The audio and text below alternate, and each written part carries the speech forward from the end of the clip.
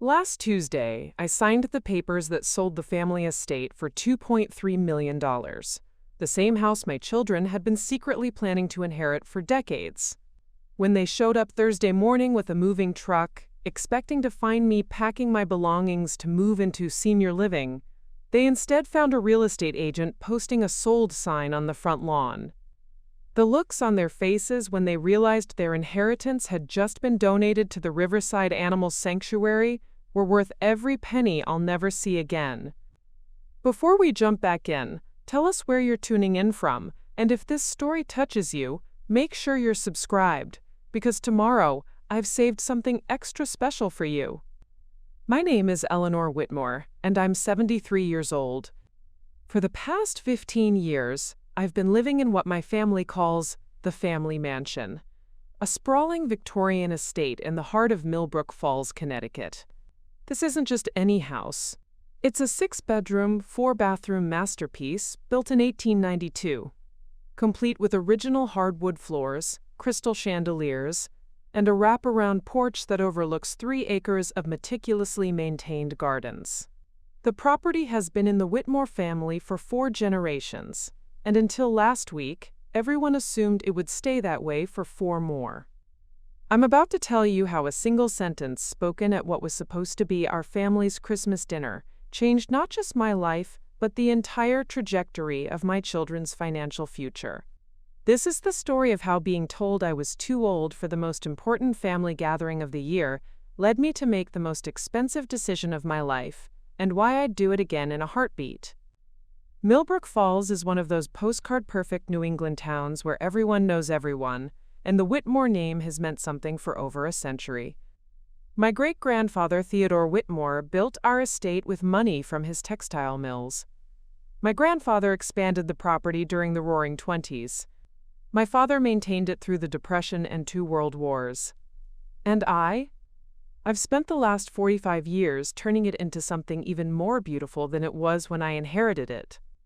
The house sits on Elmwood Avenue, the most prestigious street in Millbrook Falls, where century-old maple trees form a canopy over cobblestone driveways, and every property is worth more than most people make in a lifetime. Our neighbors include the mayor, 3 prominent lawyers, 2 doctors, and the family that owns the largest bank in the county. When you drive through our neighborhood during the holidays, you see houses that belong in magazines, warm lights glowing through pristine windows, wreaths on every door, and the kind of Christmas decorations that take professional crews weeks to install. Our house was always the crown jewel of Elmwood Avenue. Every December, I personally oversaw the hanging of 15,000 lights across the roofline, the installation of a 12-foot Fraser fir in the front parlor, and the decoration of garland that wound around every banister and doorframe in the house. The local newspaper featured our Christmas display 3 times over the years, calling it a beacon of holiday magic in the heart of Millbrook Falls. But this year, for the first time in 7 decades, the Whitmore estate stands dark. I have 3 children: Victoria, 52, who lives in a glass penthouse in Manhattan where she works as a high-powered attorney for celebrities and politicians; James, 49, who owns a chain of luxury car dealerships across New England and lives in a modern mansion in Greenwich; and Rebecca, 45, who married into old money and spends her time planning charity galas from her historic brownstone in Boston. All 3 of my children are successful, wealthy, and as I discovered 3 weeks ago, absolutely convinced that their 73-year-old mother has become a burden they no longer have time to manage. For 45 years, I've hosted Christmas dinner in the grand dining room of our family estate. The mahogany table that seats 14, inherited from my grandmother, would be set with our finest china, the spode Christmas tree pattern that's been in our family since 1952.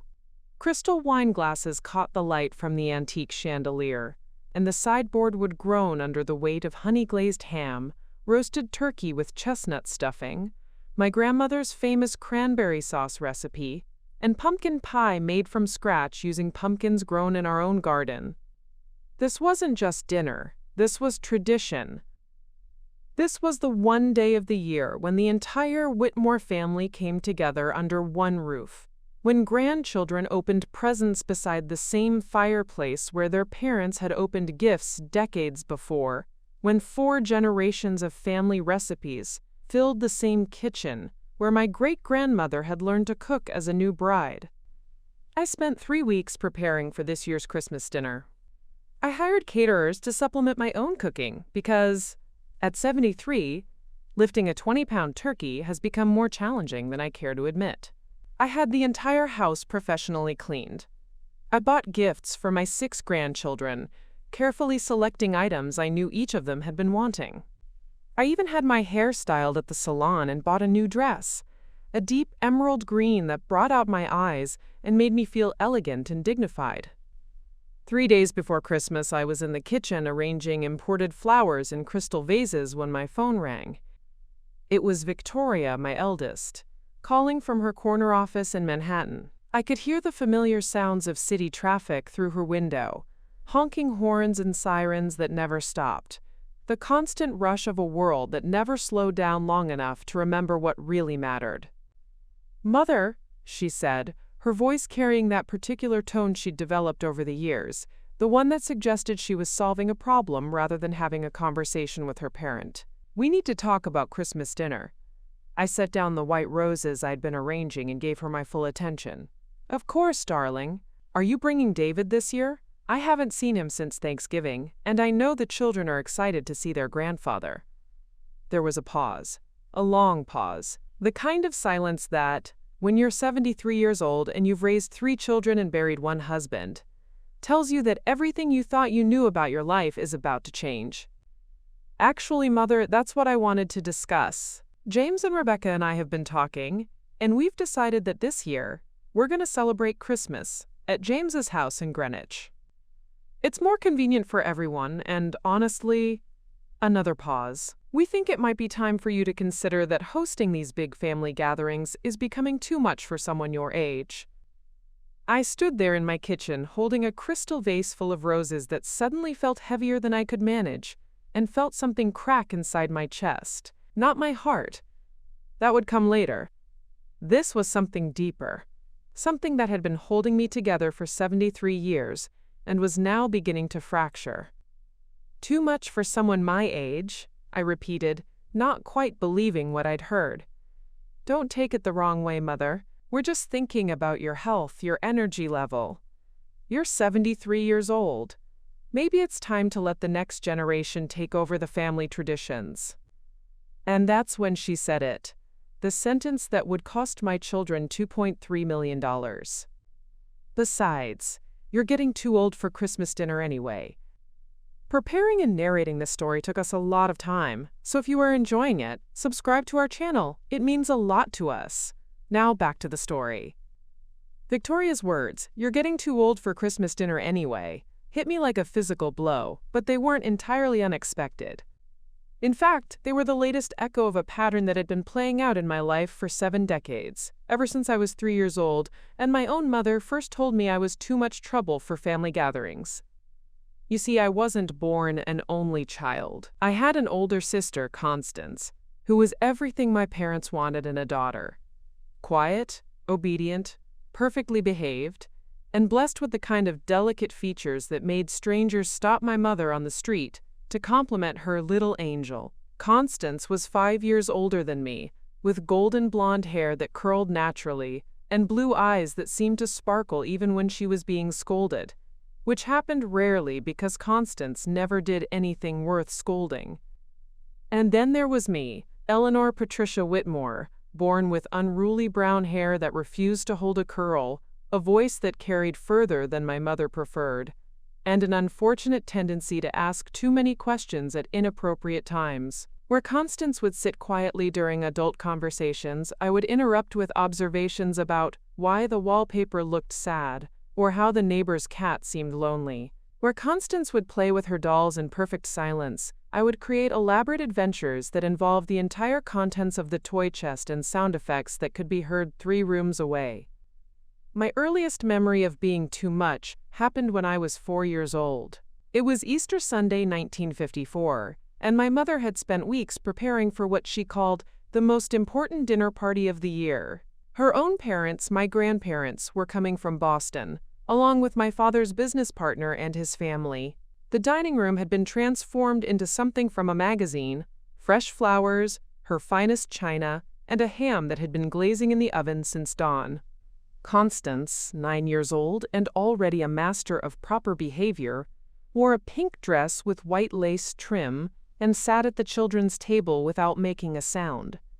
I wore a yellow dress that I thought made me look like sunshine, and I was so excited about the special dinner that I couldn't contain my enthusiasm. When my grandmother complimented my mother on the beautiful table setting, I jumped up to show her the special napkin rings I had helped polish, knocking over my glass of milk in the process. The milk didn't just spill, it cascaded across the white tablecloth, dripped onto my grandmother's silk dress, and somehow managed to splash onto the wall behind us. The dining room fell silent except for the sound of milk hitting the hardwood floor, and every adult eye in the room turned to stare at me. My mother's face went through several colors before settling on a shade of red I'd never seen before. She grabbed my arm, marched me to the kitchen, and hissed in my ear, "Eleanor Patricia, you are entirely too much trouble for nice family dinners. From now on, you'll eat in the kitchen until you learn how to behave like a proper young lady." I spent the rest of that Easter Sunday sitting alone at the kitchen table while I could hear my family laughing and talking in the dining room. Constance got to stay, of course. She never spilled anything, never spoke too loudly, never drew attention to herself in ways that embarrassed our mother. That became the pattern for the next several years. Any time we had company, any time there was a special dinner, any time my parents wanted to impress someone, I would be deemed too disruptive for the main gathering. Birthday parties, holiday meals, visits from important relatives. I experienced them all from the kitchen, from my bedroom, or from the living room where I was instructed to play quietly while the real family enjoyed themselves without me. The worst part wasn't the isolation itself. It was watching Constance bloom under the constant attention and praise while I withered from the lack of it.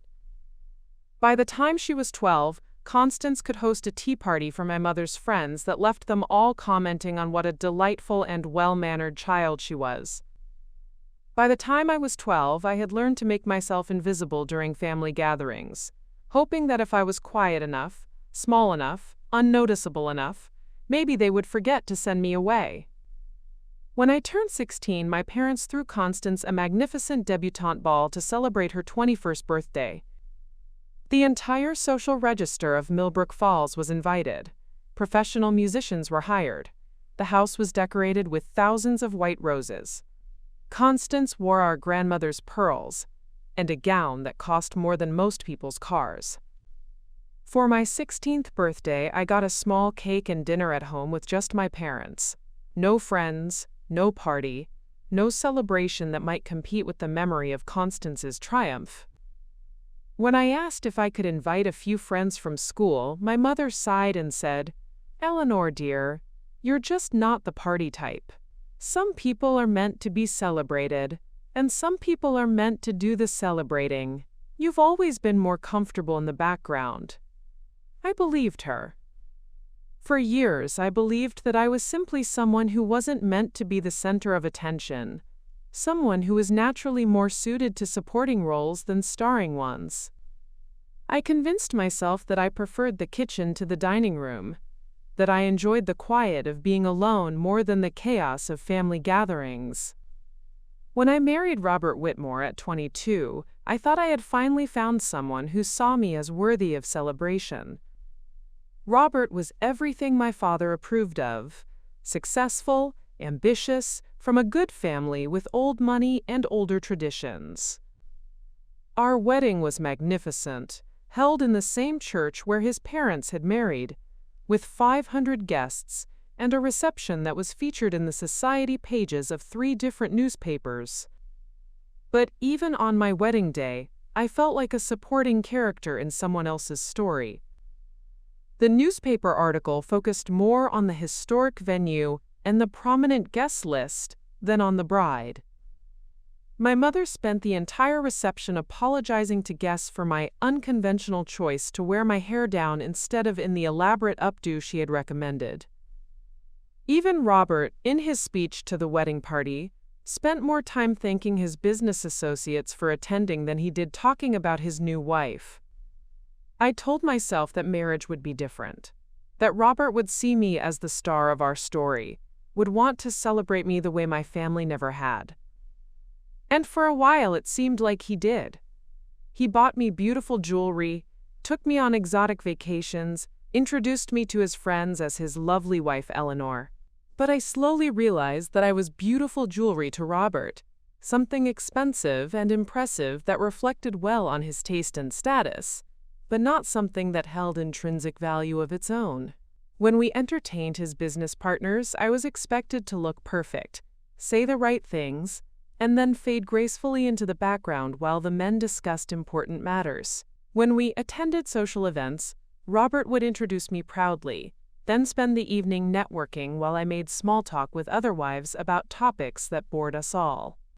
The pattern I had learned in childhood, that I was too much trouble for the important moments, too disruptive for the celebrations that mattered, followed me into my marriage and then into motherhood.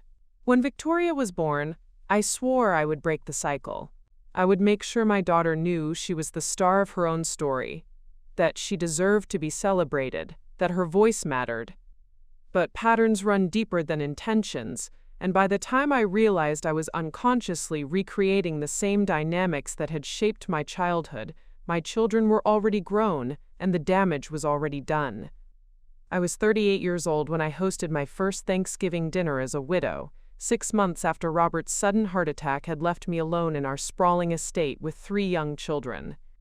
Victoria was 16 and already showing signs of the sharp ambition that would define her career. James was 13 and obsessed with anything that had an engine. Rebecca was only 7, still young enough to believe that if she wished hard enough, Daddy might come home from his long trip. I had spent weeks preparing for that Thanksgiving, determined to prove to myself and to Robert's memory that I could carry on our family traditions without him.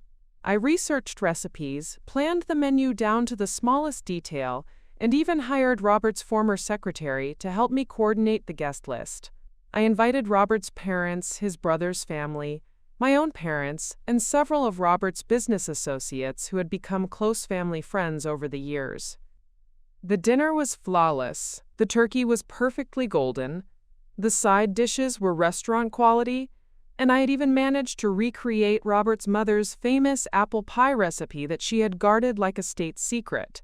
As I watched our guests fill their plates and compliment the meal, I felt something I hadn't experienced since childhood.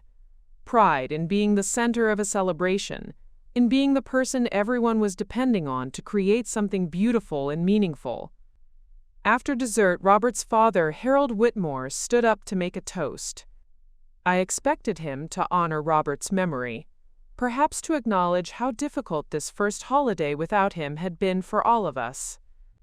Instead, he raised his wine glass and said, "I'd like to thank Eleanor for this lovely meal, but I think we all know that this house won't be the same without Robert to host our family gatherings.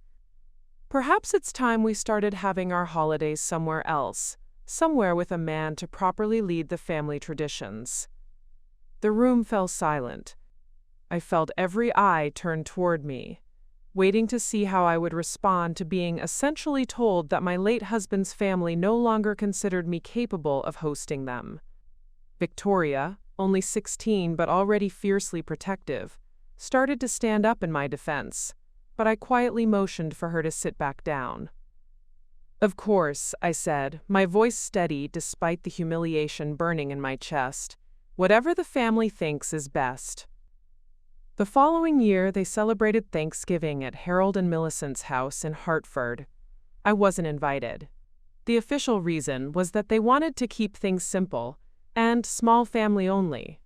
When I pointed out that I was family, that I was their son's widow and the mother of their grandchildren, Millicent explained that they thought it would be too emotional for me to be there, that seeing all of Robert's favorite dishes might bring back painful memories. Victoria was furious and refused to go. James went reluctantly. Rebecca cried because she couldn't understand why Grandma and Grandpa Whitmore didn't want to see us anymore. I spent that Thanksgiving making peanut butter sandwiches for dinner and pretending it was an adventure, a special picnic Thanksgiving, just for the three of us who stayed home. Christmas that year followed the same pattern. Easter was postponed indefinitely. By the time Victoria graduated from high school, Robert's family had essentially written us out of their social calendar entirely. The official story told to anyone who asked was that I had chosen to step back from family obligations to focus on raising my children. The irony wasn't lost on me. For the first time in my life, I had created something beautiful, that perfect Thanksgiving dinner, only to be told that without a man to validate my efforts, they didn't count. I was right back where I had started at 4 years old, being deemed too much trouble for important family gatherings, except now I was taking my children down with me. But I was determined not to let my children inherit the same sense of unworthiness that had plagued my entire life. I started new traditions, just for us. Every holiday became an opportunity to show Victoria, James, and Rebecca that they were worthy of celebration, that their voices mattered, that they belonged at the center of their own stories. I turned our dining room into a fortress of family love. Christmas mornings began with elaborate breakfast feasts, where each child got to choose their favorite dishes. Birthday parties became weekend-long celebrations with themes chosen entirely by the birthday child. I documented everything with photographs, created scrapbooks filled with memories of our own family adventures, proof that we could create joy and tradition without anyone's permission or approval. When Victoria was accepted to Harvard Law School, I threw her a graduation party that was featured in the Millbrook Falls Society pages. When James won his first racing trophy at 15, I had it professionally mounted and displayed in our front hallway where every visitor would see it. When Rebecca had her first piano recital, I rented the entire country club ballroom for the reception afterward, complete with a professional photographer and enough flowers to stock a florist shop. I was creating the childhood I wished I'd had, the sense of being celebrated and valued that had been missing from my own family experience. My children grew up knowing they were the stars of their own stories, that their accomplishments deserved recognition, that their mother would move heaven and earth to make sure they felt loved and important. But success, I learned, doesn't erase the need for validation, it just changes the price tag. When Victoria graduated from law school and landed her first job at a prestigious Manhattan firm, she called me from her new office overlooking Central Park. "Mother," she said, her voice bright with excitement, "I did it. I'm finally somebody important." I was puzzled. "Darling, you've always been somebody important. You're my daughter." There was a pause. "You know what I mean, Mother. I'm important to people who matter, important to people who aren't family." That was the first crack in the foundation I thought I had built.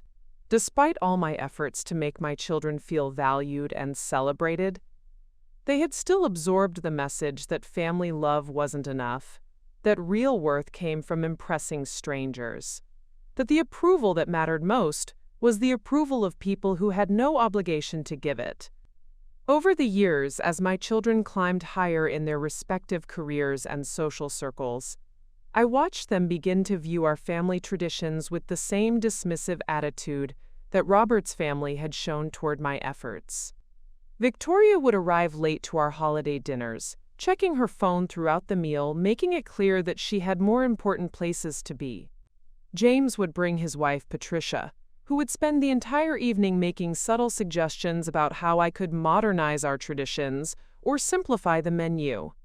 Rebecca would praise my cooking while simultaneously explaining how the caterer she'd hired for her own parties was so much easier and really quite affordable. I told myself they were just busy, just successful, just living their own lives. I convinced myself that their gradually increasing absence from family gatherings was a sign of their independence, not their indifference. When they started hosting their own holiday parties, events I would hear about secondhand from their friends, I told myself they were simply spreading their wings, creating their own traditions the way I had done when I was younger. I made excuses for them the same way my mother had made excuses for excluding me.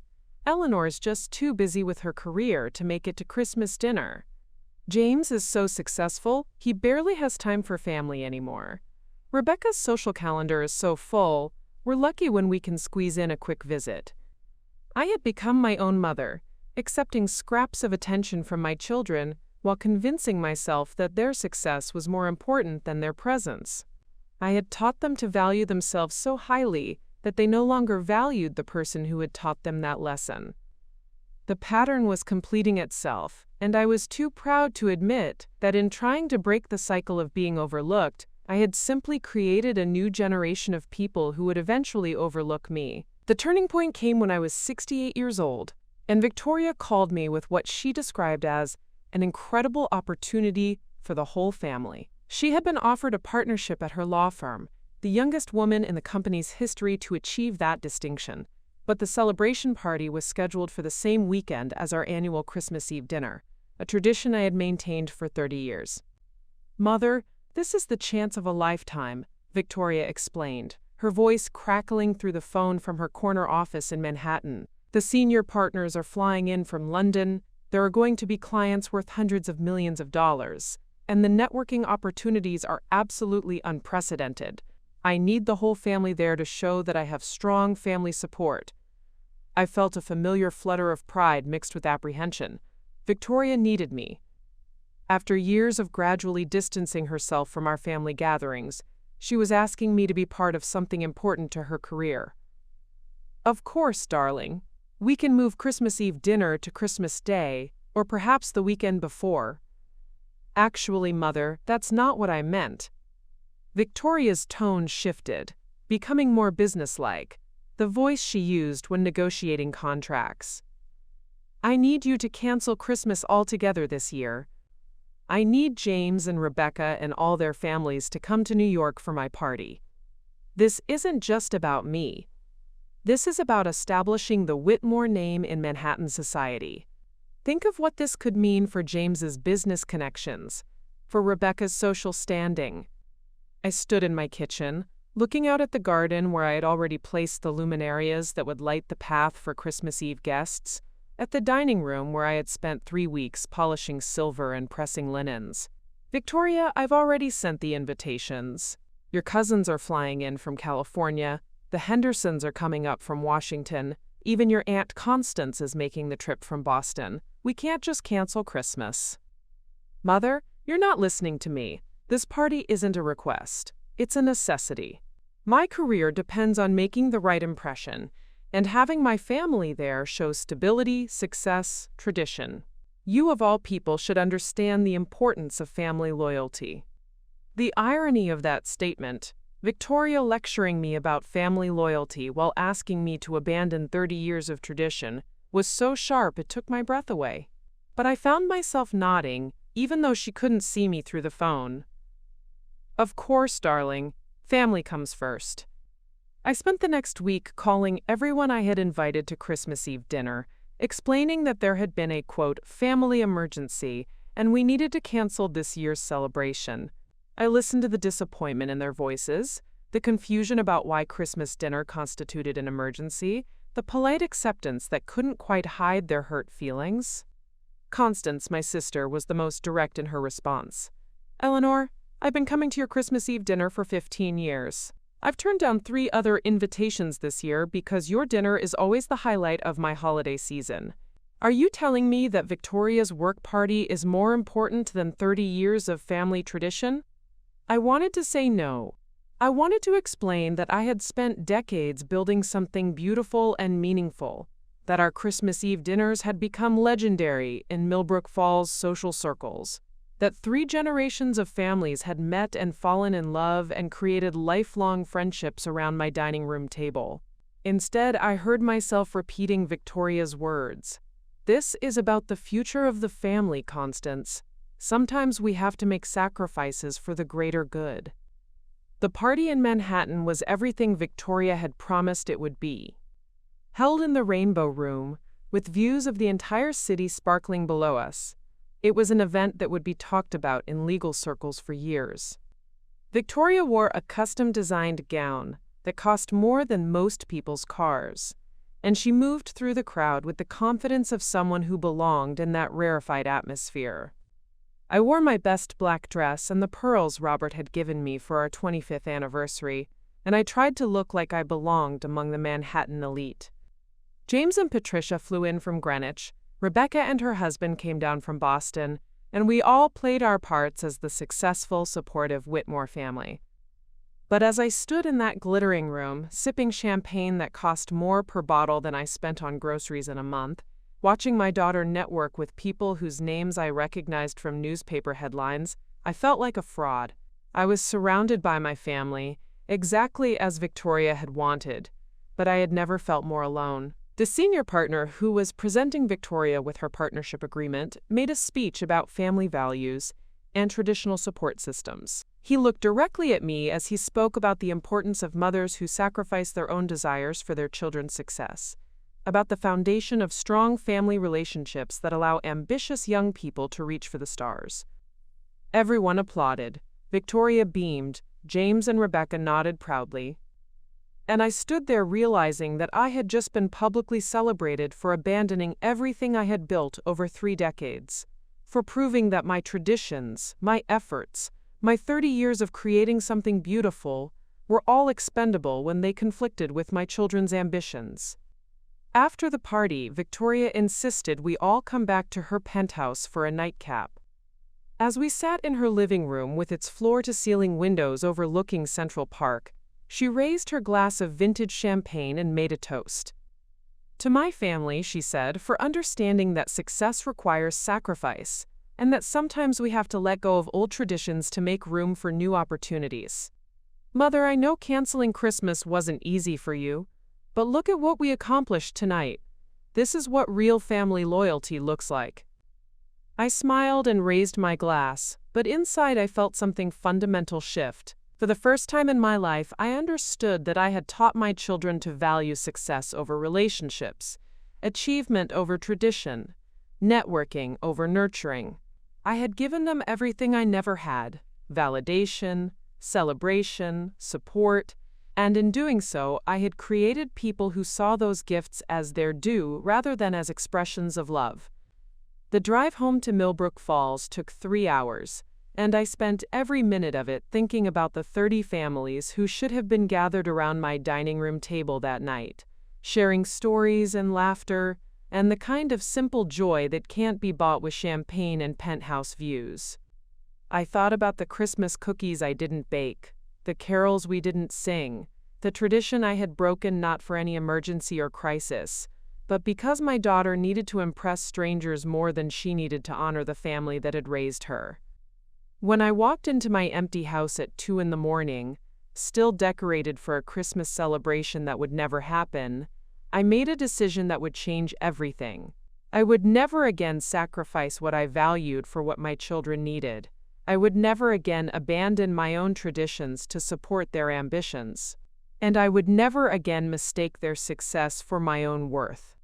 It took me 5 more years to find the courage to act on that decision, but the seed was planted that night in Victoria's penthouse, as I watched my children celebrate achievements that had cost me everything I had spent decades building. The letter arrived on a Tuesday morning in April, 3 months after my 71st birthday had passed, without so much as a phone call from any of my children. I was sitting in my garden with my morning coffee, watching the daffodils push through the last patches of snow, when my housekeeper Dolores brought me the mail with an expression I couldn't quite read. "Mrs. Whitmore," she said carefully, "there's something here I think you should see right away."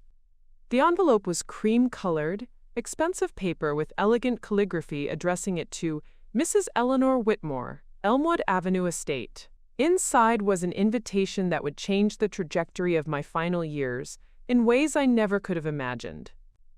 The Riverside Animal Sanctuary cordially invites you to serve as honorary chairwoman of our Capital Campaign Committee.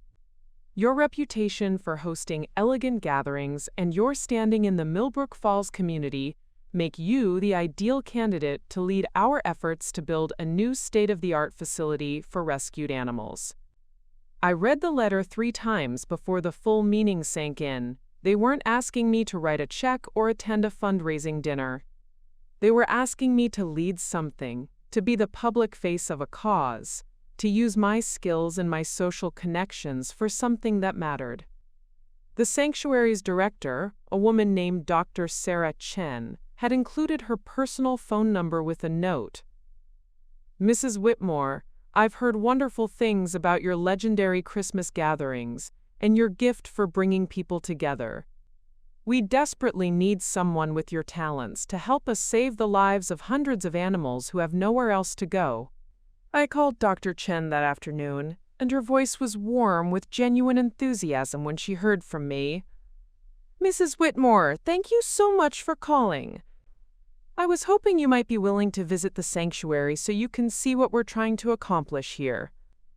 The Riverside Animal Sanctuary was located 20 minutes outside Millbrook Falls, on 50 acres of rolling hills that had once been a dairy farm.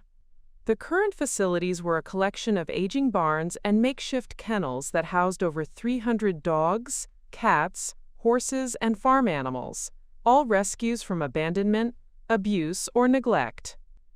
Dr. Chen met me at the front gate, a woman in her 40s with kind eyes and clothes that showed evidence of recent contact with various animals. As she led me through the facility, I saw things that broke my heart and inspired me simultaneously. There was Maggie, a 15-year-old golden retriever, whose family had surrendered her when they moved to a retirement community that didn't allow pets. She spent her days lying in a corner of the kennel, too depressed to play with the younger dogs, waiting for people who would never come back for her. There was Thunder, a massive black horse who had been rescued from a hoarding situation, where 40 animals were found living in conditions that defied imagination. He stood in a small paddock, magnificent despite his trauma, his eyes still holding the wariness of an animal who had learned not to trust human kindness. There was an entire building full of cats who had been rescued from an elderly woman's house after she passed away, and her family discovered that her few pets had actually been 67 cats living in a single-family home. "The need is overwhelming," Dr. Chen explained as we walked past kennels filled with animals of every size and age. "We take in over 2,000 animals a year, but our facilities were built in the 1970s and designed for maybe a third of that number. The dogs sleep 4 to a kennel meant for 1. The cats are housed in cages barely large enough for them to stand up. We have a waiting list of over 500 animals, and we have to turn away dozens more every week because we simply don't have room." But what struck me most wasn't the sadness of the situation. It was the incredible dedication of the staff and volunteers who worked there. I watched teenage volunteers patiently training traumatized dogs to trust again. I saw elderly volunteers who came every day to simply sit with the animals who needed human contact to heal from their past trauma. I met a retired veterinarian who donated 30 hours a week because he couldn't bear to see animals suffer when he had the skills to help them. "Our goal," Dr. Chen said as we finished the tour, "is to build a new facility that would be a model for animal rescue nationwide. Individual kennels for every dog, spacious community rooms for cats, proper medical facilities, training areas, and adoption centers designed to help families find the perfect pet. But the construction costs are estimated at $2.8 million, and honestly, we don't have the first idea how to raise that kind of money." That's when she turned to me with the kind of hope I hadn't seen directed at me in years. "Mrs. Whitmore, everyone in Millbrook Falls knows that when you decide to support something, it gets done. Your Christmas parties alone have raised hundreds of thousands of dollars for various charities over the years, just through silent auctions and donation requests. We're hoping you might consider lending your expertise to helping us save these animals." For the first time in years, someone was asking me to use my talents, not to support my children's ambitions or enhance their social standing, but to create something meaningful for creatures who had no voice of their own. Someone was looking at the skills I had developed over decades of hosting and organizing, and seeing them as valuable in their own right. I walked through the sanctuary again on my own, this time really seeing the animals as individuals, rather than as a heartbreaking collective. I spent 20 minutes sitting with Maggie, the elderly golden retriever, watching her slowly warm up to human attention. I stood at Thunder's paddock, amazed by his dignity despite everything he had endured. I visited the cat building, where dozens of animals who had never known kindness were learning to purr again under the patient care of volunteers. "Dr. Chen," I said when I found her in her office, a cramped space filled with files and photos of success stories. "I'll do it. I'll chair your capital campaign." Her face lit up with genuine gratitude. "Mrs. Whitmore, you have no idea what this means to us. With your connections and your reputation for throwing the most elegant events in the county, we might actually have a chance of reaching our goal." That night, I called Victoria to tell her about my decision. I was expecting pride, enthusiasm, maybe even an offer to help with her legal expertise or her Manhattan connections. Instead, there was a long pause before she said, "Mother, you're 71 years old. Don't you think it's time to slow down rather than taking on major responsibilities? And honestly, a dog shelter seems a bit beneath your usual charitable work. What will people think?" I felt that familiar stab of disappointment, but this time it was accompanied by something new, clarity. "Victoria, these aren't just dogs. They are living creatures who have been abandoned and abused, and they deserve better. And I don't care what people think. For the first time in years, someone has asked me to do something that actually matters." "But Mother, the time commitment alone." "The time commitment is exactly what I'm looking forward to," I interrupted. "I have plenty of time, Victoria. In fact, I have nothing but time, since my children have made it clear that I'm too old to be involved in their lives." James and Rebecca's responses were similar. Polite concern about my age, subtle suggestions that I might be taking on more than I could handle, and underlying confusion about why I would want to work so hard for animals instead of enjoying my retirement. None of them offered to help. None of them asked how they could support my efforts. None of them seemed to understand that after years of having my contributions dismissed or taken for granted, I had finally found something that made me feel useful and valued again. But for the first time in my life, I didn't care about their approval. I had found my purpose, and it had nothing to do with earning love from people who had already decided I was too much trouble to appreciate. The first sign that my work with the animal sanctuary was being seen as more than just a harmless hobby came 6 months after I accepted the chairwoman position. I had thrown myself into the capital campaign with an energy and passion I hadn't felt in decades, and the results were already exceeding everyone's expectations, including my own. Within 3 months, I had organized a series of fundraising events that had raised over $400,000. The highlight was a Pause for a Cause gala held at the Millbrook Falls Country Club, where I had convinced the mayor, 3 state senators, and the CEOs of the 5 largest companies in Connecticut to serve as honorary hosts. The evening featured a silent auction with items I had personally solicited, everything from a week at a private villa in Tuscany to a shopping spree with a celebrity stylist in New York. But more than the money we raised, I was energized by the sense of purpose that filled my days.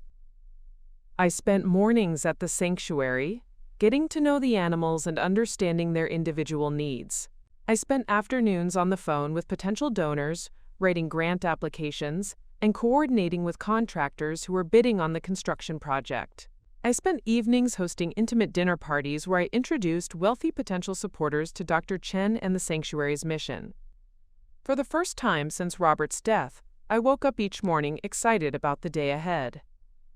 I had a reason to get dressed, a reason to leave the house, a reason to use the skills I had developed over decades of social organizing. I wasn't just filling time, I was changing lives. The animals at the sanctuary began to recognize me, and I found myself forming bonds with creatures who had been written off by the rest of the world. Maggie, the elderly golden retriever, would wait by the front gate every morning for my arrival, her tail wagging with the kind of uncomplicated joy I hadn't experienced from any family member in years. Thunder, the traumatized horse, allowed me to brush his coat while I told him about my day, his ears flicking forward as if he were actually listening to my plans for the new facilities. I documented everything with photographs and stories that I shared in monthly newsletters to our growing list of supporters. The Eleanor's updates became so popular that people started calling the sanctuary specifically to get on the mailing list. Local newspapers began featuring my work, with headlines like "Millbrook Falls Socialite Leads Charge for Animal Welfare" and "Eleanor Whitmore from Hostess to Hero." The attention was flattering, but what mattered more was the tangible progress we were making. Architectural plans for the new facility were completed. Construction permits were approved. Groundbreaking was scheduled for the following spring. We were within 6 months of reaching our fundraising goal, something Dr. Chen had privately told me she never thought would be possible. That's when my children decided to intervene. The confrontation happened on a Thursday evening in October. I was at home, working on seating charts for our upcoming Harvest for Hope dinner, when I heard multiple cars pulling into my driveway. Through the front window, I saw Victoria's Mercedes, James's BMW, and Rebecca's Range Rover, a family reunion I hadn't been expecting. They walked into my house with the coordinated purpose of a legal team, which I suppose they were. Victoria carried a leather briefcase, James had a folder full of papers, and Rebecca looked like she was preparing for battle. "Mother, we need to talk," Victoria announced, settling herself in Robert's old chair with the authority of someone accustomed to taking charge of difficult situations. "Of course, darling. This is a lovely surprise. Let me make some coffee." "We're not here for a social visit," James interrupted. "We're here because we're concerned about what you're doing with this animal charity." I set down the coffee pot and turned to face them, feeling a familiar tightness in my chest. "I'm not sure what you mean. The sanctuary work has been the most fulfilling thing I've done in years." Rebecca leaned forward, her voice taking on the patronizing tone she used when explaining things to her own children. "Mother, you're 71 years old, and you're running around like you're 30. You're working 60-hour weeks, you're driving all over the state for meetings, you're staying up until midnight, writing grant applications. This isn't sustainable." "And frankly," Victoria added, pulling a stack of photographs from her briefcase, "it's not appropriate. These pictures were in the Millbrook Falls Gazette last week." She spread the photos across my coffee table like evidence in a criminal trial. There I was, kneeling in the mud beside a pregnant pig who had been rescued from a hoarding situation. There I was, covered in cat hair after spending an afternoon socializing traumatized kittens. There I was, helping to unload a truck full of donated dog food, my hair windblown, and my clothes clearly showing I had been doing manual labor. "Mother, you're a Whitmore," James said, his voice heavy with disapproval. "These pictures make it look like you're working at a farm instead of serving on a charity board. What will people think when they see the widow of Robert Whitmore mucking around with animals like some kind of employee?" I stared at the photographs, seeing them through my children's eyes for the first time. In every picture I looked happy. Genuinely, radiantly happy in a way I couldn't remember feeling during any of the elegant charity events I had hosted over the years. My face was animated, my posture energetic, my smile authentic rather than polite. "I think I look like someone who cares about what she's doing," I said quietly. Victoria shook her head. "You look like someone who's having some kind of breakdown." "Mother, charity work is supposed to be about writing checks and hosting tasteful fundraisers, not about getting personally involved with the actual operations. There's a difference between supporting a cause and becoming this." "What exactly is this?" I asked, though I wasn't sure I wanted to hear the answer. Rebecca gestured at the photographs. "This is someone who's forgotten her place in society. You're supposed to be the dignified matriarch of the Whitmore family, not someone who gets featured in newspapers for cleaning kennels and bottle-feeding abandoned puppies." "And beyond the social implications," James added, "there are practical concerns. You're exhausting yourself. You're neglecting your health. And frankly, you're neglecting your responsibilities to this family. I sat down across from them, feeling like I was being cross-examined. What responsibilities? You're all adults with your own families, your own careers, your own lives. What exactly am I neglecting? Victoria exchanged glances with her siblings before pulling out a different set of papers. Mother, when was the last time you hosted a family dinner? When was the last time you called to check on your grandchildren? When was the last time you were available when one of us needed you? I tried to remember the last time any of them had called me for anything other than to complain about my sanctuary work. I tried to remember the last time they had invited me to visit their families, or asked for my advice, or shown any interest in spending time with me that wasn't connected to their own needs or social obligations. I've been busy, I said finally. Exactly, Rebecca said, as if I had just proven her point. You've been too busy with animals to focus on your family. And that's not healthy for someone your age. James leaned forward, his voice taking on the reasonable tone he used when closing business deals. Mother, we think it's time for you to step back from this charity work and focus on what really matters. You've proven your point, you've had your fun, but it's time to be realistic about your limitations. My limitations? Victoria opened her briefcase again and pulled out a glossy brochure. We've been researching some excellent senior living communities. Places where you could maintain your independence but have support when you need it. Places where you could pursue age-appropriate hobbies and social activities. I stared at the brochure, Sunset Manor, luxury senior living for discerning adults, and felt something cold settle in my stomach. You want me to move to a nursing home? It's not a nursing home, Rebecca said quickly. It's a community. You'd have your own apartment, but there would be other people your age, organized activities, medical care on site. And you wouldn't have to worry about maintaining this big house anymore. This big house, I repeated slowly, that's been in the Whitmore family for 4 generations. James nodded. Exactly. It's too much for you to handle alone, and it's not fair to expect us to worry about whether you're safe here by yourself. I looked around my living room, at the portraits of Robert's ancestors, at the antique furniture that held decades of family memories, at the windows that overlooked gardens I had spent 20 years perfecting. Then I looked back at my children, these 3 successful, accomplished adults, who had just told me that my life's work was inappropriate and my home was too much responsibility for me to handle. And what happens to the house? I asked. Victoria's pause was just a fraction too long. Well, we'd have to discuss that as a family. For the first time in our conversation, I smiled. It wasn't a pleasant smile. The realization that my children were already planning the division of my estate, while I was still very much alive, sparked something in me that I hadn't felt since I was 4 years old and spilled milk at Easter dinner. A burning determination to prove that I was far more capable than anyone gave me credit for.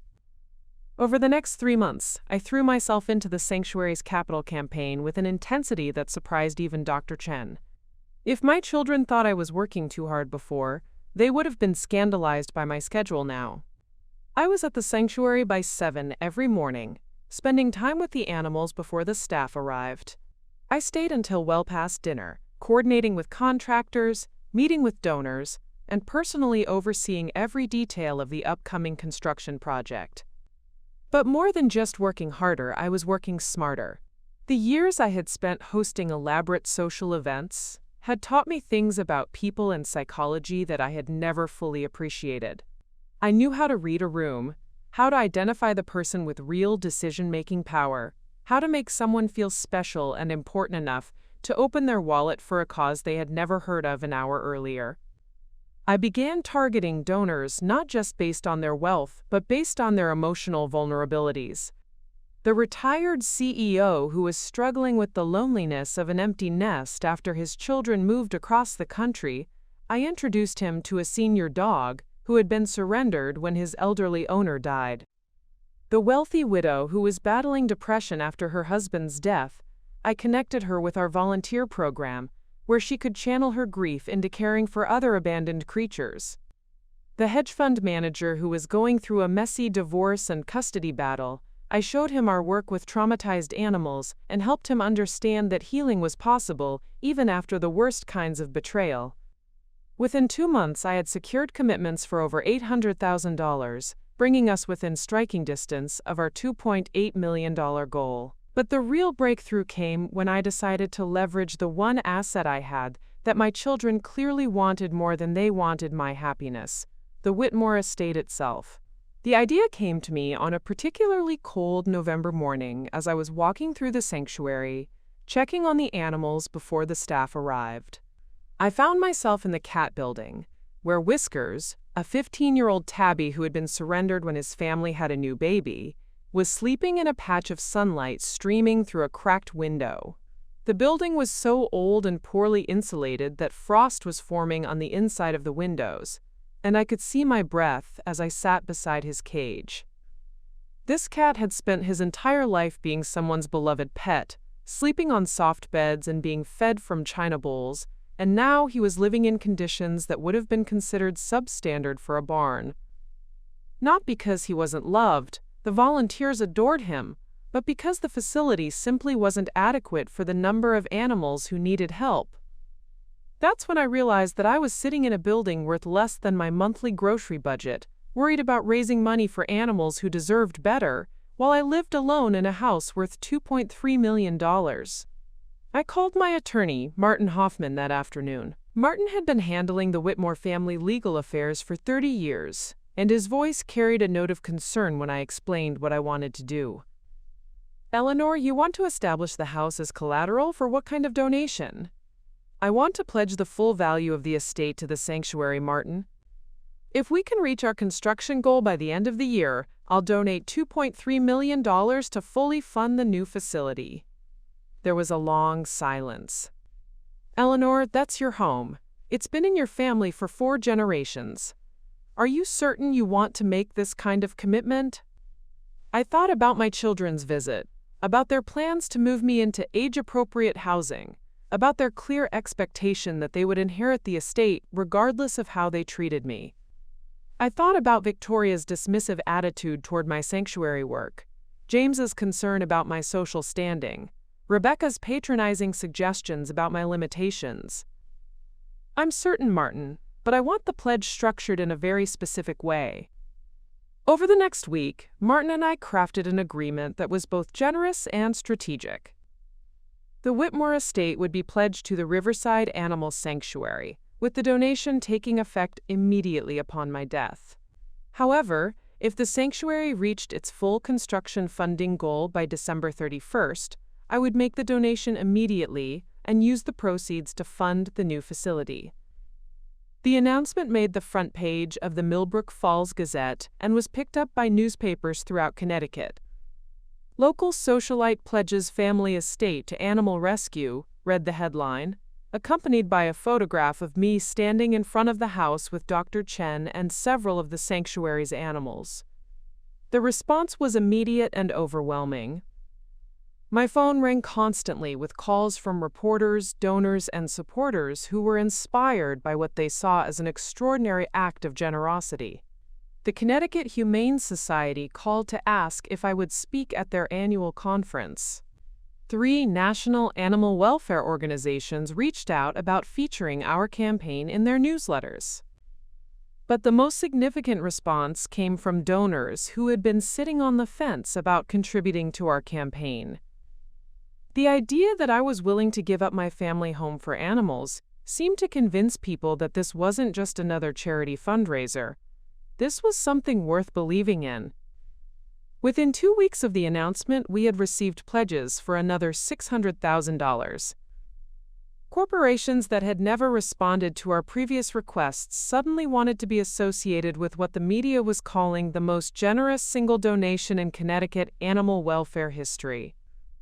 I was profiled in Connecticut Magazine as one of the state's most influential philanthropists. The Hartford Courant ran a feature story about my transformation from society hostess to animal advocate. I was invited to speak at fundraising events throughout New England, sharing the story of how working with abandoned animals had given my life new purpose. For the first time in my adult life, I was famous for something I had done, not for something my husband had achieved or my children had accomplished.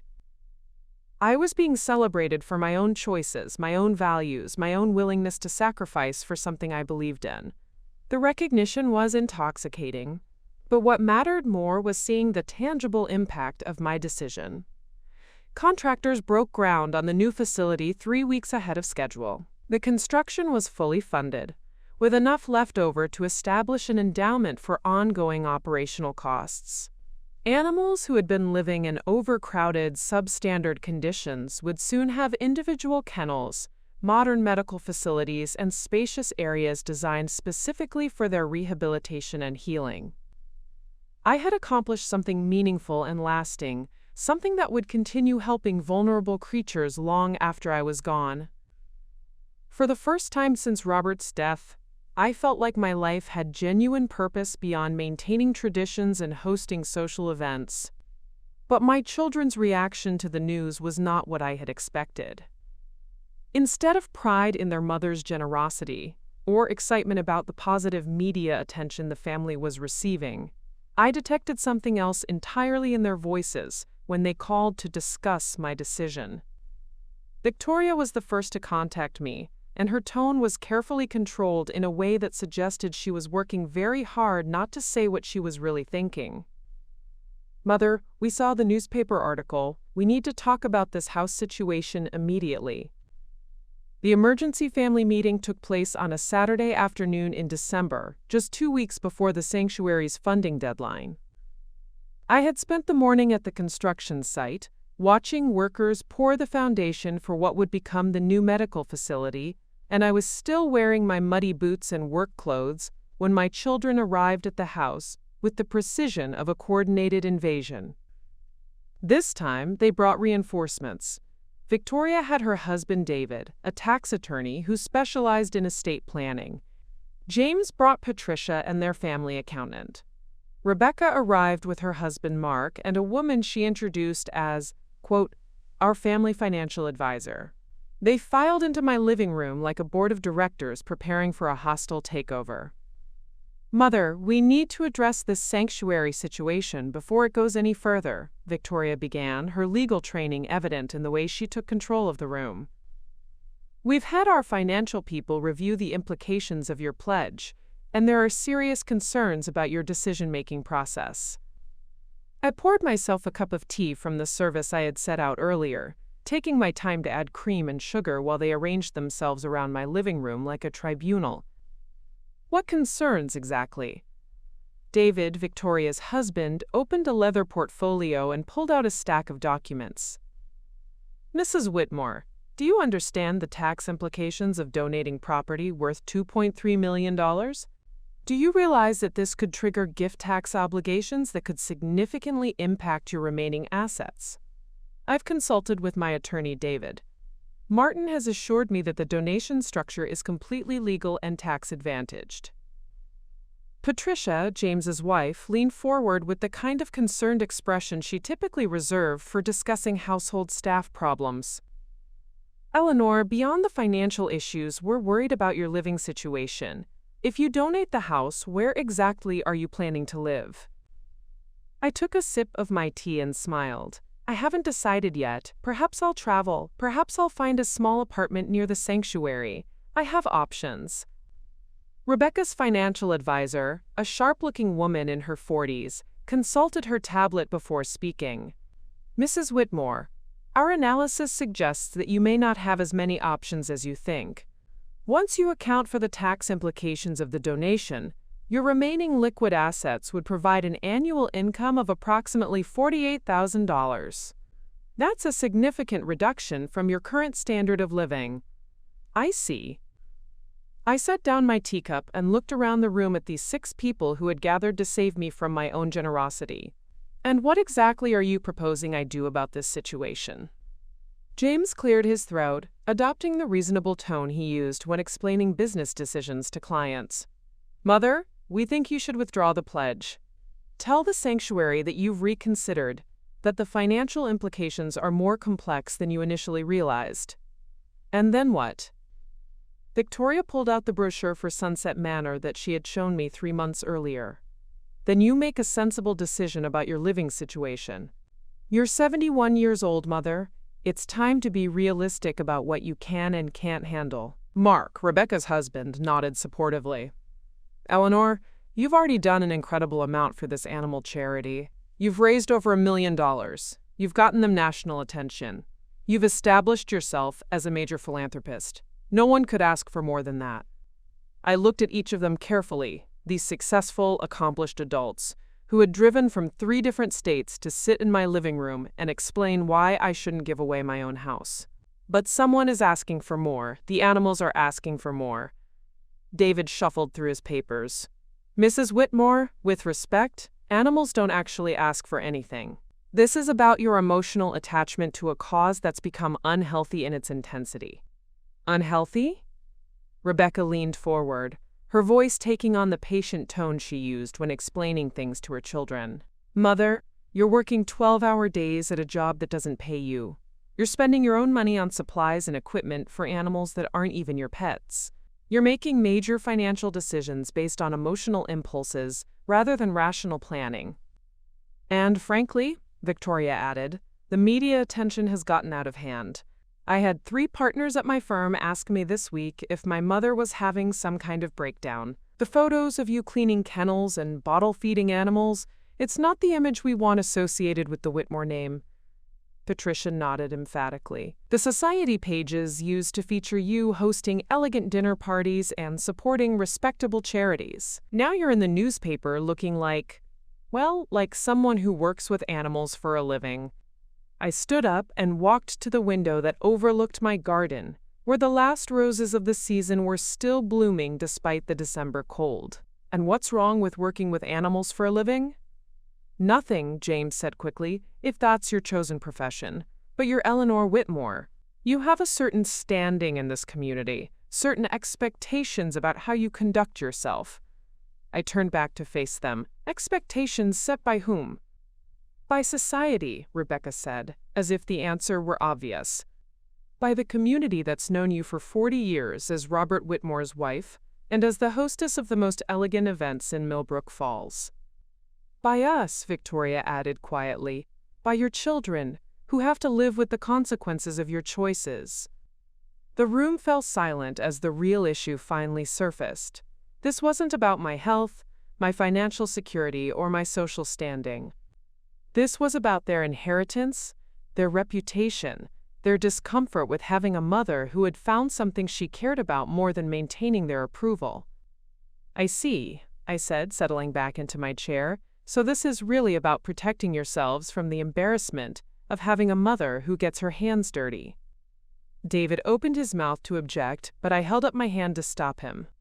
And it's about protecting your expectation that you would inherit this house, regardless of how you've treated me or whether you've earned it. Victoria's composure cracked slightly. Mother, this house has been in our family for 4 generations. You can't just give away a century of family history to a dog shelter. It's an animal sanctuary, I corrected. And I'm not giving away family history, I'm creating it.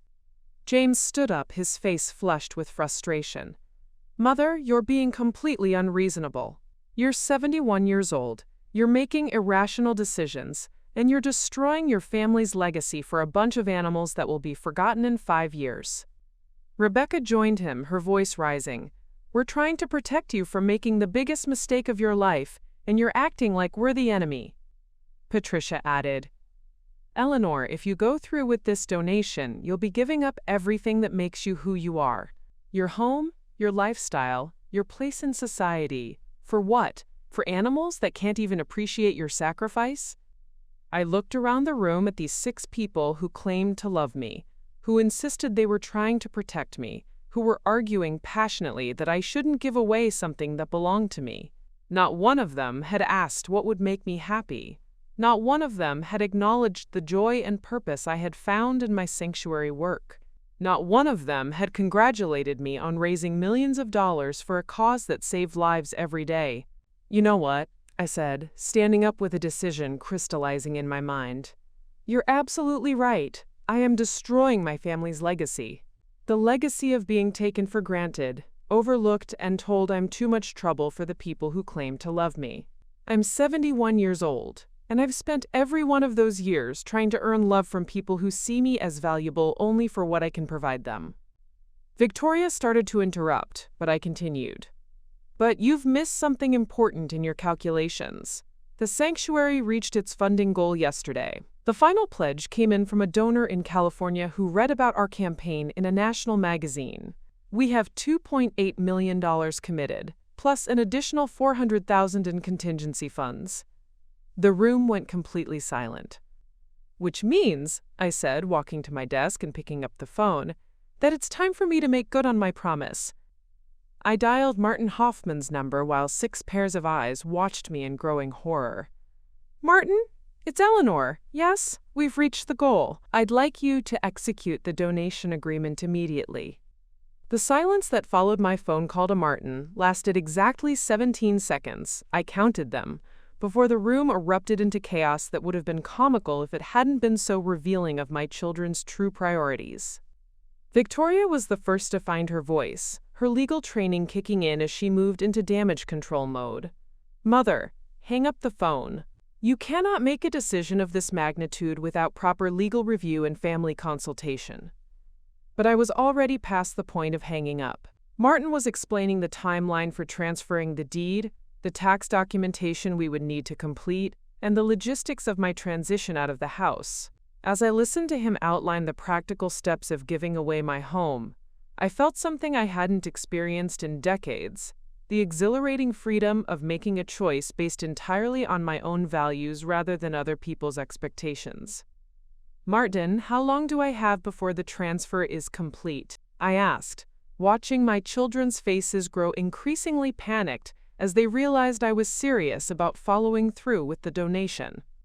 The paperwork should be finalized by January 15th, Martin replied. That gives you about 4 weeks to make your moving arrangements. Are you certain you want to proceed with this timeline, Eleanor? I'm absolutely certain. James lunged for the phone, actually trying to take it out of my hands. Mother, stop this right now. You're making a decision that affects the entire family based on some kind of emotional breakdown. I stepped back, holding the phone out of his reach, and continued my conversation with Martin while my son stood there with his hand extended like a child reaching for a toy he'd been denied. Martin, I'll need you to coordinate with Dr. Chen at the sanctuary for the property transfer. And please prepare a press release announcing the donation. I want this to be public knowledge as soon as possible. Eleanor, I have to ask one more time. Are you completely sure about this decision? Martin's voice carried the careful tone of an attorney who had seen too many family fortunes destroyed by impulsive choices. I looked around my living room at my children and their spouses, all of whom were staring at me with expressions ranging from shock to fury to what could only be described as grief. Martin, I have never been more sure of anything in my life.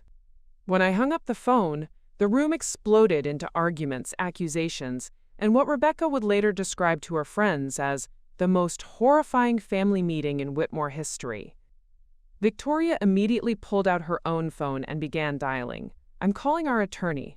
There has to be some way to challenge this on the grounds of diminished capacity or undue influence. David, her husband, was already opening his laptop. I need to research Connecticut law on contested donations. If we can prove coercion or mental incompetence. Mental incompetence? I interrupted, my voice sharp enough to cut through their frantic planning. Because a 71-year-old woman chose to donate her own property to a cause she believes in? Patricia was pacing back and forth in front of my fireplace, her voice rising with each word. Eleanor, do you understand what you've just done? You've given away a house worth $2.3 million to a bunch of stray animals. You've destroyed your children's inheritance. You've made yourself homeless. And you've probably violated a dozen tax laws in the process. Rebecca was crying, actual tears streaming down her face as if someone had died. Mother, this house is where I brought my children for Christmas mornings. This is where Mark proposed to me in the garden. This is where we were planning to bring our grandchildren someday. You can't just erase 40 years of family memories for a publicity stunt. A publicity stunt? I stared at her, genuinely surprised by the accusation. Rebecca, I've raised $2.8 million for animals who were abandoned and abused.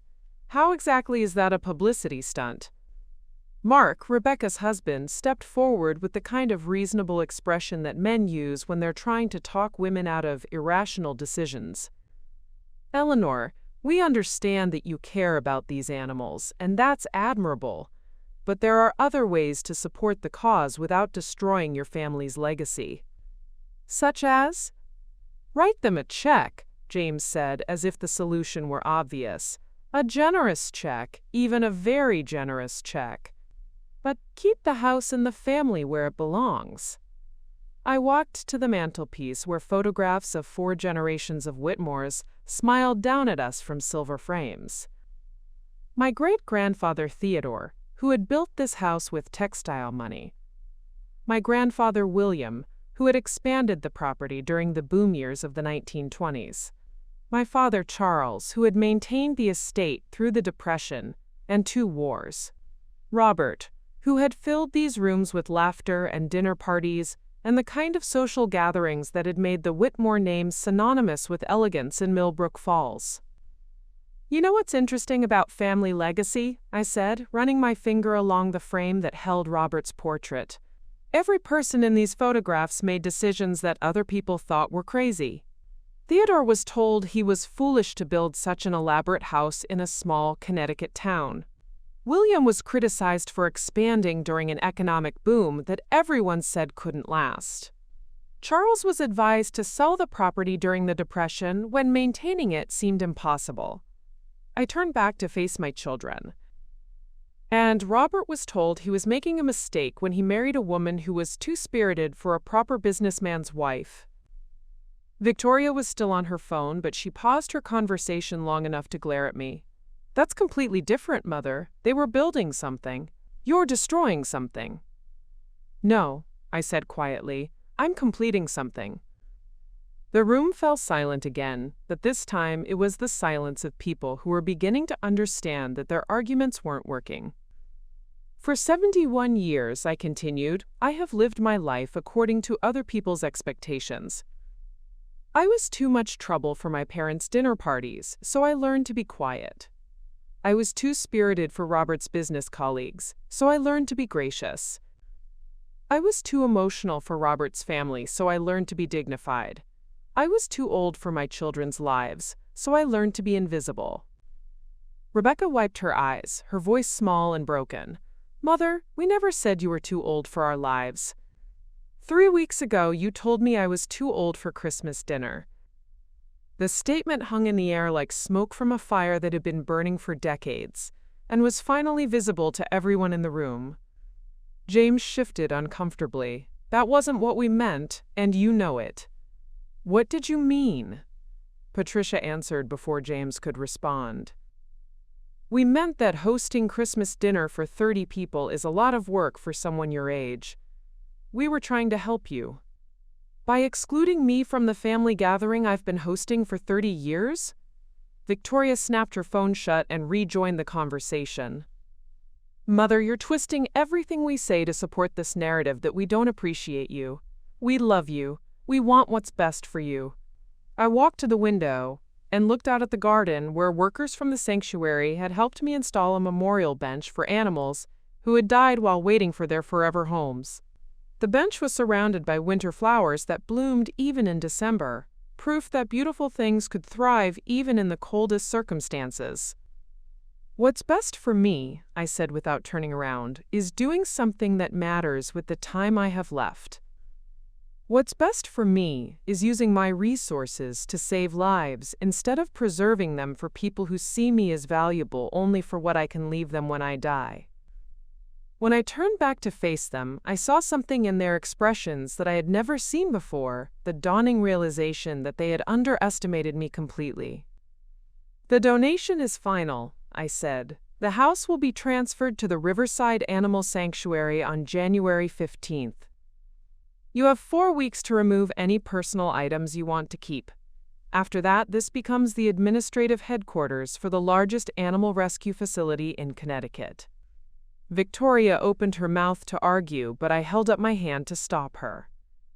And if any of you attempt to challenge this donation in court, I will donate every remaining penny of my estate to animal welfare organizations across the country. Test me on this. I have nothing left to lose and everything to gain.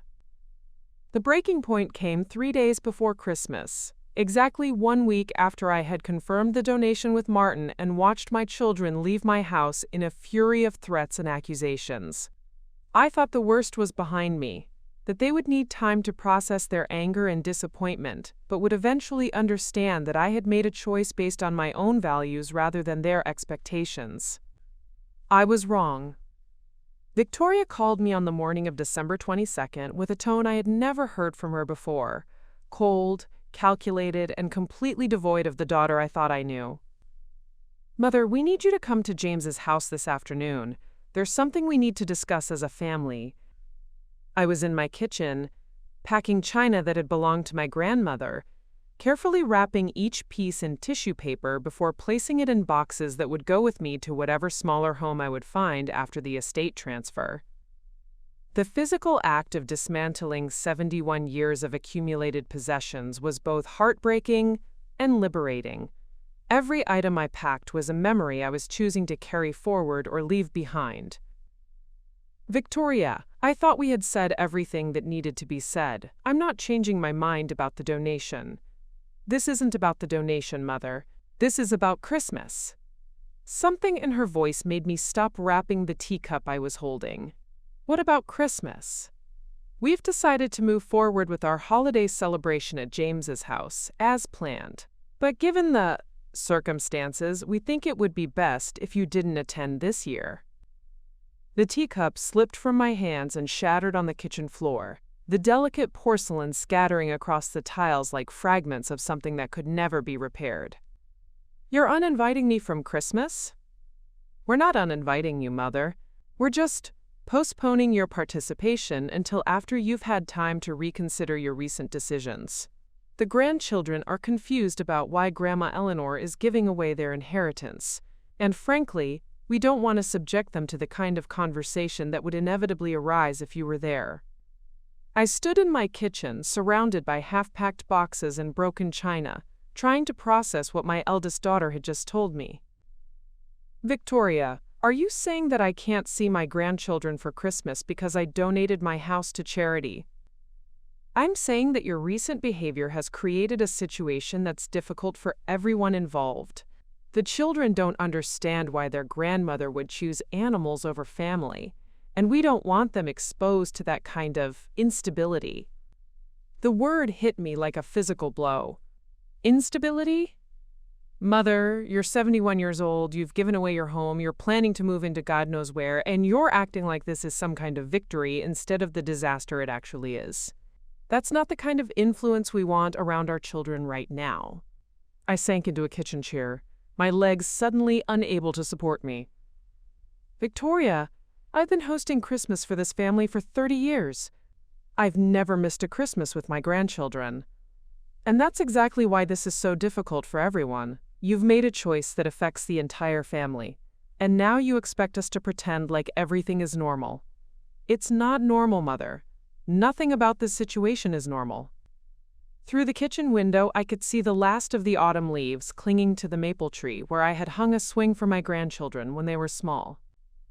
Rebecca's son Noah had learned to pump his legs on that swing.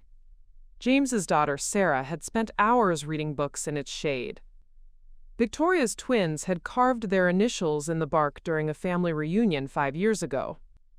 "So what you're telling me," I said slowly, "is that because I chose to help animals instead of preserving your inheritance, I'm no longer welcome at family gatherings. We're telling you that your choices have consequences, and one of those consequences is that the rest of us need time to figure out how to move forward as a family." I closed my eyes and tried to remember the last time Victoria had called me just to talk, the last time she had asked for my advice about anything, the last time she had seemed genuinely interested in my life beyond my usefulness to her social or professional needs. Victoria, when was the last time you visited me when you didn't want something? There was a pause. What does that have to do with anything? When was the last time you called to ask how I was feeling, what I was thinking about, whether I was happy or lonely or excited about something? Mother, you're changing the subject. No, I'm getting to the heart of the subject. You're not upset because I'm missing Christmas with the family. You're upset because I made a decision without considering how it would affect you. You're upset because for the first time in my life, I chose something I wanted over something you wanted. The silence stretched so long, I thought she might have hung up. When she finally spoke, her voice carried a note of something that might have been panic. Mother, if you don't come to James's house this afternoon to discuss this situation rationally, we're going to have to take steps to protect your best interests. What kind of steps? The kind of steps that families take when elderly relatives are making decisions that could harm themselves or others. The threat was delivered so smoothly, in such a reasonable tone, that it took me a moment to understand what she was actually saying. You're threatening to have me declared incompetent. We're offering to help you before you destroy everything you've worked for your entire life. But if you refuse our help, then yes, we'll be forced to explore other options. I looked around my kitchen, at the boxes of memories I was packing, at the broken teacup on the floor, at the view of gardens I had tended for 40 years, and felt something inside me break as cleanly as the porcelain at my feet. Victoria, let me ask you something. In all the conversations we've had about my sanctuary work, has any one of you ever asked me why it makes me happy? Mother, has anyone asked me what I've learned about myself over the past year? Has anyone congratulated me on raising almost $3 million for animals who had nowhere else to turn? Has anyone acknowledged that I've created something meaningful and lasting? You've created a disaster, Mother. You've thrown away your security, your home, your place in this community, for animals that will never appreciate your sacrifice. I stood up, brushing the porcelain fragments away from my feet, and walked to the window where I could see the construction crew working on the sanctuary's new facility. Even from this distance, I could make out the framework of buildings that would house hundreds of animals in comfort and dignity, medical facilities that would save lives, adoption areas designed to help abandoned creatures find loving homes. You know what, Victoria? You're absolutely right. Those animals will never appreciate my sacrifice.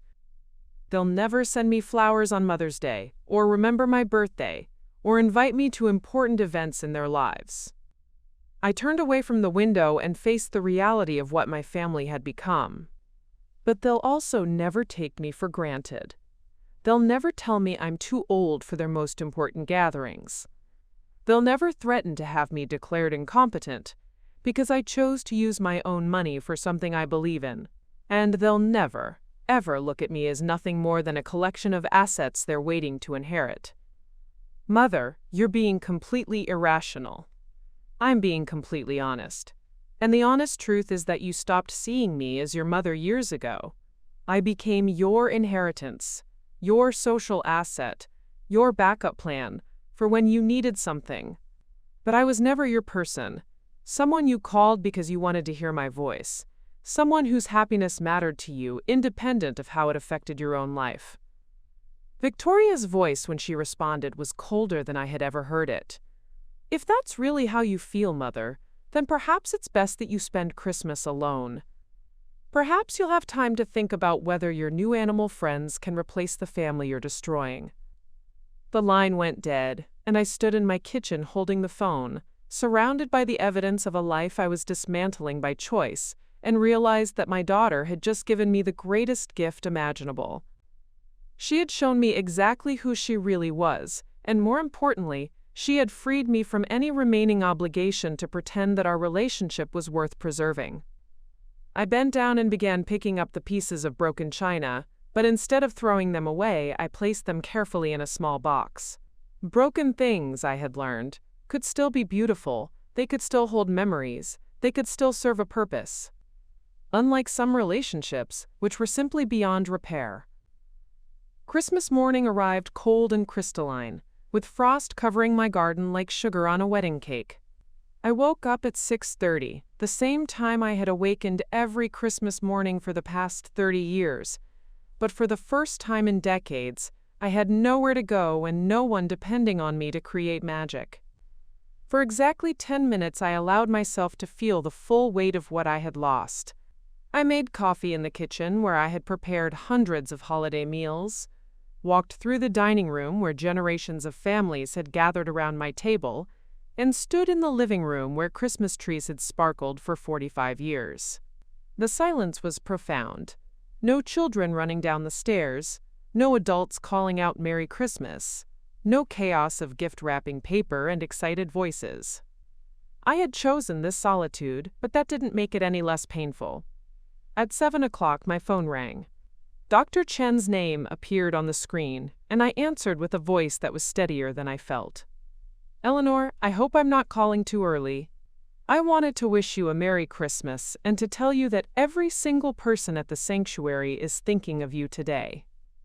I walked to the window and looked out at the construction site where the foundation of the new facility was already taking shape. "Thank you, Sarah. That means more than you know. Eleanor, I also wanted to tell you about something that happened yesterday. We had a family come to adopt a senior dog. A couple in their 70s whose own dog had passed away 6 months ago. When I told them about your donation, about how the new facility was possible because someone cared enough to give up her own home for animals, the woman started crying. I pressed the phone closer to my ear, hungry for this connection to something beyond my own isolation. She said that she hoped when she was your age, she would have the courage to do something that mattered, instead of just protecting what she had accumulated. She said you had inspired her to think about what she really wanted her legacy to be. What did they adopt? Bentley, a 12-year-old golden retriever who's been with us for 8 months. His previous family surrendered him when they moved to assisted living. He's been so depressed, refusing to play, barely eating. But yesterday, when this couple walked into his kennel, something shifted. It was like he knew he was going home. I found myself smiling for the first time in days. That's wonderful. Eleanor, that's what your donation means. It's not just about buildings and medical equipment. It's about hope. For the animals, for the people who love them, for everyone who believes that abandoned creatures deserve better. After we hung up, I made a decision that surprised even me. I got dressed in my warmest clothes, packed a thermos of hot coffee and a bag of homemade cookies I had baked for a Christmas celebration that would never happen, and drove to the sanctuary. The facility was officially closed for the holiday, but Dr. Chen had told me that volunteers would be there caring for the animals. Christmas didn't mean anything to creatures who needed food, water, and companionship every day of the year. I found Martha, a retired teacher who volunteered at the sanctuary 5 days a week, sitting in the cat building with a tabby named Chester curled up in her lap. She looked up when I walked in, her face lighting up with genuine pleasure. "Eleanor, what are you doing here on Christmas morning?" "I thought I might spend Christmas with some friends who wouldn't judge me for my recent life choices," I said, settling into a chair beside her. Martha laughed. "Oh, honey, these animals have seen every kind of human decision imaginable. Nothing you could do would shock them." Over the next hour, volunteers trickled in to check on their assigned animals. Maria, a young mother who brought her children to help socialize the puppies. Robert, a widower who had started volunteering after his wife died because he needed something to care for.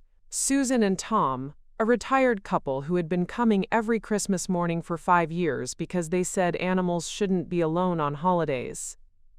I realized I was witnessing something I had never experienced in any of my elaborate holiday celebrations. People coming together not because of obligation or tradition, but because of genuine love for creatures who needed them. "Eleanor," Martha said as she gently stroked Chester's fur, "can I ask you something personal?" I nodded. "Do you regret it? Giving up your house for all of this?" I looked around the building, where dozens of cats were sleeping peacefully in clean kennels, warm and fed and safe, knowing that in a few months they would be living in a state-of-the-art facility designed specifically for their comfort and rehabilitation. "Martha, 3 weeks ago my children told me I was too old for Christmas dinner. Today, I'm spending Christmas morning with people who chose to be here, caring for animals who have nowhere else to go. I think I'm exactly where I'm supposed to be. At noon, Dr. Chen arrived with her teenage daughter and an enormous bag of presents, toys and treats for every animal in the facility. As we distributed gifts to creatures who had been abandoned, abused, or simply unlucky, I felt something I hadn't experienced in my own family gatherings for years: the joy of giving to recipients who were genuinely grateful.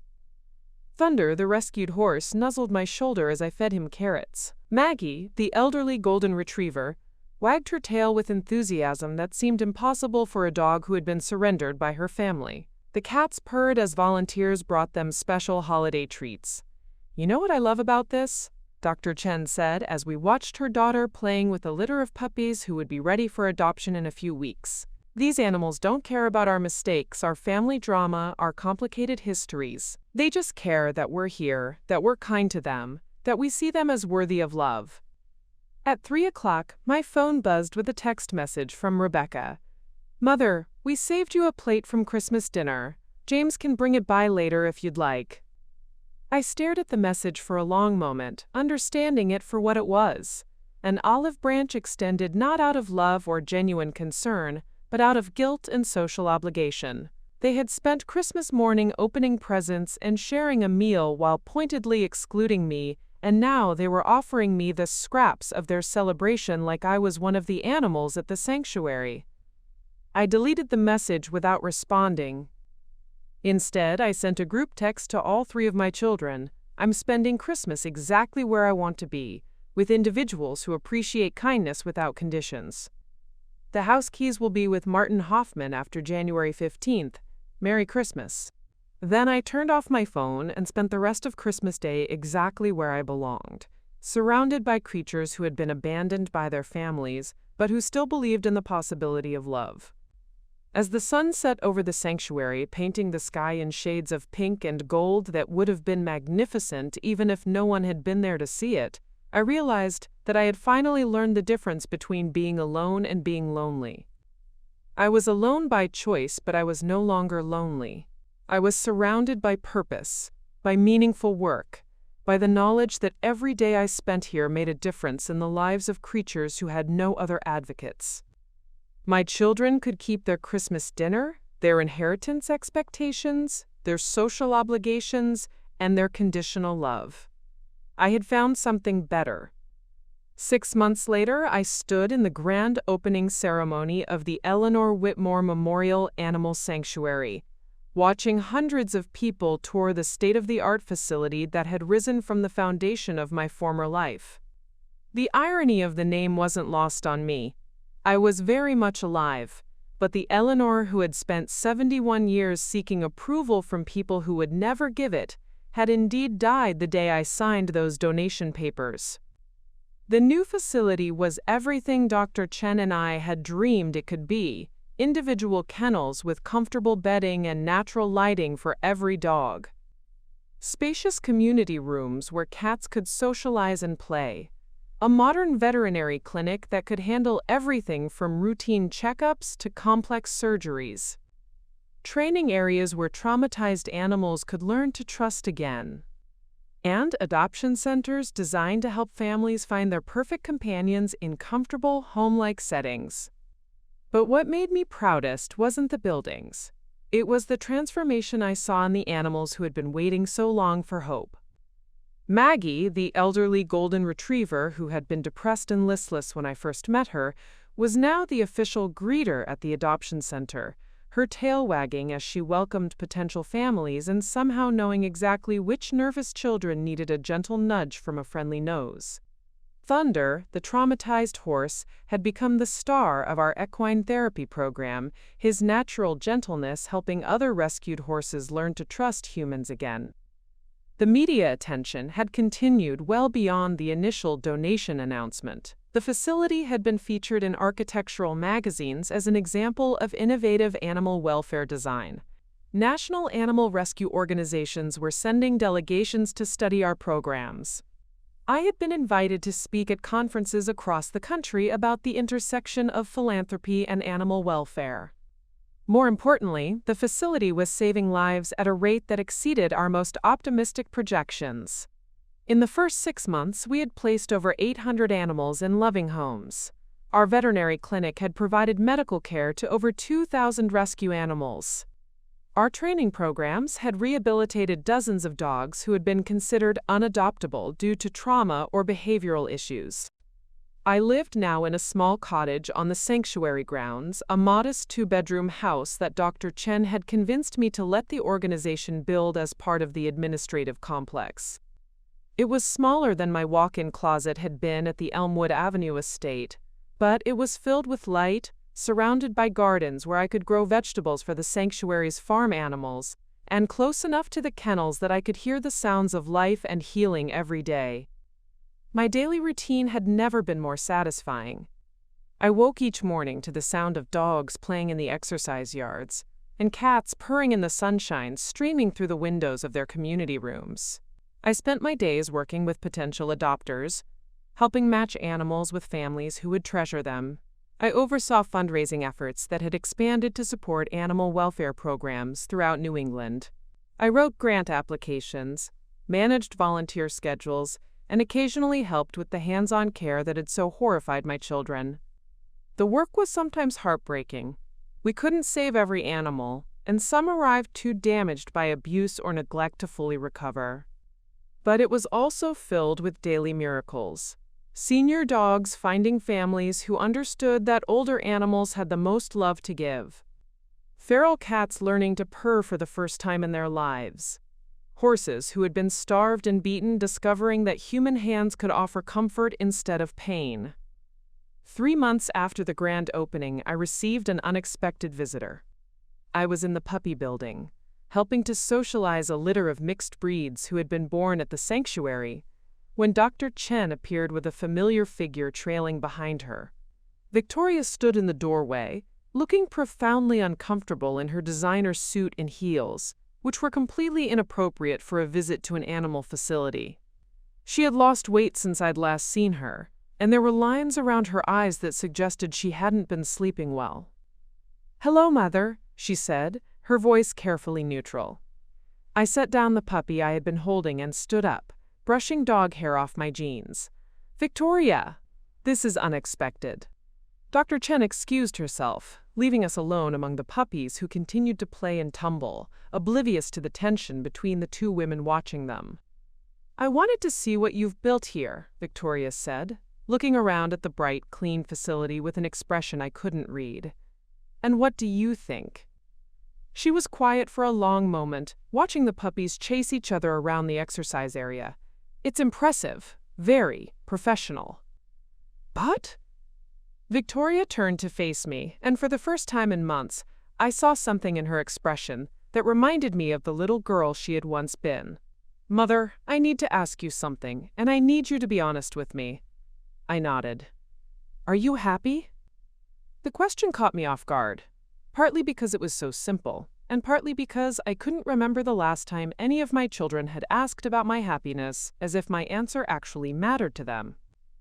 "Yes," I said, "I'm happier than I've been in decades." "But you're living in a tiny house, working with animals all day, and you've given up everything that used to define your life. How can that make you happy?" I looked around the puppy room, then walked to the window that overlooked the main facility. From here, I could see volunteers walking dogs, potential adopters meeting cats, and construction workers putting the finishing touches on our new equine therapy barn. "Victoria, for 71 years, I defined myself by what other people needed from me. I was the perfect daughter, the perfect wife, the perfect hostess, the perfect mother. But I was never allowed to be myself, the person who asked too many questions, who laughed too loudly, who cared more about kindness than propriety." I turned back to face her. "Here, I'm exactly who I'm supposed to be. No one cares if I get my clothes dirty or if I spend my days cleaning kennels. No one tells me I'm too old or too much trouble or that my priorities are wrong. I matter here, not because of what I can provide for other people, but because of who I am." Victoria was quiet for several minutes, watching the puppies play. Finally, she said, James and Rebecca think you're having some kind of breakdown. They think you'll eventually come to your senses and regret giving up your security for this. What do you think?" She looked at me directly for the first time since she'd arrived. "I think you look younger than you have in years. I think you sound more like yourself than you have since Dad died. And I think—" She paused, struggling with words. "I think maybe we forgot to see you as a person instead of just our mother." It was the closest thing to an apology I was likely to get from Victoria, and surprisingly, it was enough. "Would you like a tour?" I asked. We spent the next hour walking through the facility, and I watched Victoria's carefully maintained composure gradually soften as she met some of our success stories. She spent 20 minutes with Bentley, the senior golden retriever whose adoption story Dr. Chen had told me about on Christmas morning. She watched our training team work with a former fighting dog who was learning to play with toys for the first time. She visited the medical clinic where a veterinary surgeon was repairing the leg of a cat who had been hit by a car. "Mother," she said as we finished the tour, "I have something to tell you. James and Rebecca, they're not speaking to you because they're still angry about the house, but they're also not speaking to each other.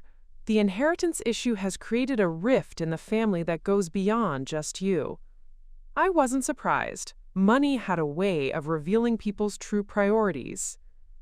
"And you?" Victoria looked out at the gardens where several of our older dogs were napping in the sunshine, content and secure in ways they had never been before finding their way to us. "I realized that I spent so much time worrying about what you were giving away that I never asked what you were gaining. Looking at all of this, seeing how fulfilled you are, I think maybe you made the right choice." As she prepared to leave, Victoria stopped at the door and turned back to me. "Mother, I know we can't undo the things we said to each other. And I know you don't need our approval for your choices. But I want you to know that I'm proud of what you've accomplished here. I'm proud of you for having the courage to choose yourself over our expectations." After she left, I returned to the puppy building and picked up the small mixed breed I had been socializing earlier. He was a tiny thing, barely 8 weeks old, who had been found abandoned in a cardboard box by the side of a highway. When we rescued him, he was so weak and scared that we weren't sure he would survive. Now he was healthy, playful, and ready to find his forever family. Tomorrow, a young couple was coming to meet him. A couple who had been looking for a small dog to complete their family. I held him close and whispered, "You know what, little one? Sometimes the best things in life happen when someone decides you're worth saving." Looking around at the sanctuary that had risen from the ashes of my old life, surrounded by animals who had been given second chances and volunteers who had found purpose in caring for them, I realized that I had learned the most important lesson of my 71 years. You don't have to earn love. You don't have to prove your worth. You don't have to sacrifice your own happiness to maintain relationships with people who see you as nothing more than a collection of assets and obligations. Sometimes the greatest gift you can give yourself is the courage to walk away from people who take you for granted and toward a life that reflects your own values. And sometimes, if you're very lucky, you might even inspire others to do the same. Up next, you've got 2 more standout stories right on your screen. If this one hit the mark, you won't want to pass these up. Just click and check them out.